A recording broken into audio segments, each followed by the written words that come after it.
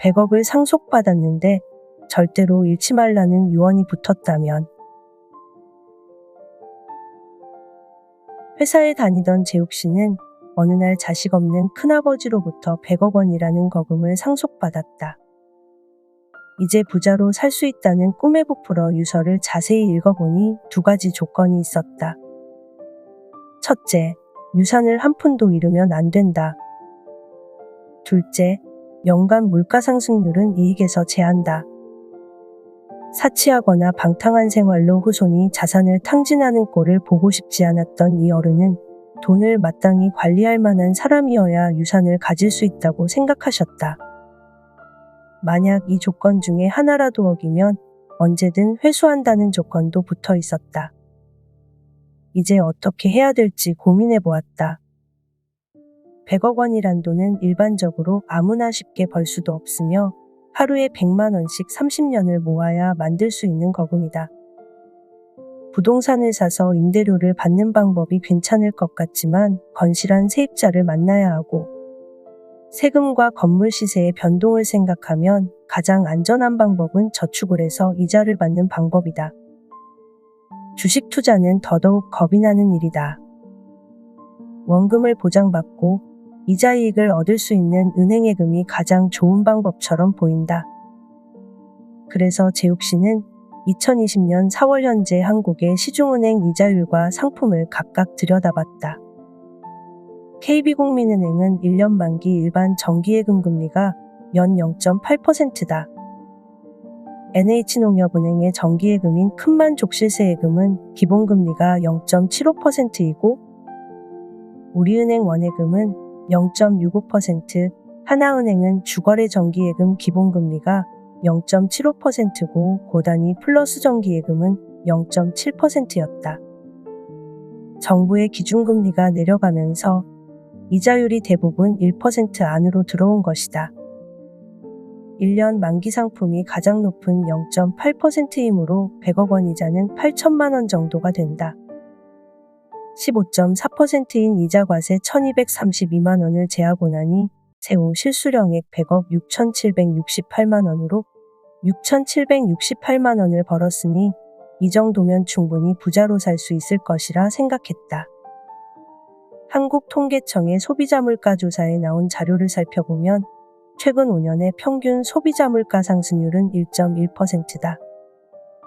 그러나 다행히 2019년도 물가 상승률은 0.4%이므로 100억 원에서 4천만 원 평가절하되었으니 4천만 원을 제하면 2,768만 원의 이익이 발생하는 것이다.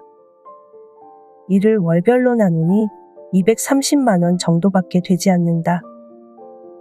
100억 원이라는 거금을 상속받고 멋진 부자로 살 줄 알았는데 오히려 직장을 그만둔 것이 후회스럽다. 예를 들기 위한 가상의 이야기지만 재욱 씨의 사례로 우린 몇 가지 교훈을 배울 수 있다. 첫째, 100억 원은 거금이지만 일정한 소득을 손실 없이 만들려고 하면 생각보다 적은 돈이다. 반대로 말하면 나에게 230만 원의 정기적인 수입이 있다면 100억 원을 가진 자산가나 별반 다를 것이 없다는 것이다. 정기적이고 고정적으로 들어오는 수입은 보통 그 액수의 100배 규모 자산의 힘과 같다. 그만큼 정기적인 자산은 높은 가치를 가진 고품질의 자산이다. 둘째, 돈을 버는 것만큼 지켜내는 일은 결코 저절로 이루어지지 않는다. 반드시 배워야 할 일이다. 버는 것은 기회와 운이 도와주기도 하지만 지키는 건 공부와 경험과 지식이 없이는 결코 얻을 수 없는 가치다. 셋째, 정말 100억 원을 가졌어도 230만 원 급여 생활자의 생활태도를 넘어서는 순간 재산이 하향할 수 있다. 이 사실을 인지하고 검소하고 단정한 삶을 살아야 한다. 당신은 100억 원을 벌 사람이니 미리 이 지혜를 받아들이기 바란다.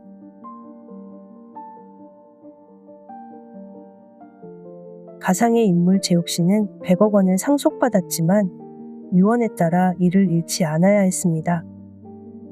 그는 안전하게 이자를 얻기 위해 은행예금을 선택했지만 이자와 물가 상승률을 고려하면 월 230만 원의 수익만 얻을 수 있다는 결론에 이르게 되죠.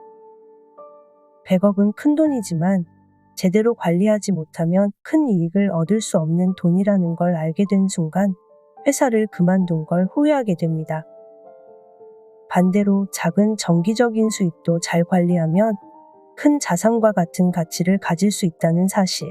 정기적이고 고정적인 수입이 그 액수의 100배 규모의 자산의 힘과 같다고 하니 정말 놀랍습니다. 우리의 일상을 유지하고 삶을 이어갈 수 있는 월 200만 원의 월급이 얼마나 소중하고 가치 있는지 알게 된 시간이었습니다. 실제로 100억 원을 가진 사람도 소비 습관이나 생활 태도가 230만 원 급여를 받는 사람을 넘어서면 재산이 줄어들 수 있다고 하니 부자들이 이야기하는 검소하고 단정한 삶을 살아야 하는 이유를 조금 알 것도 같습니다.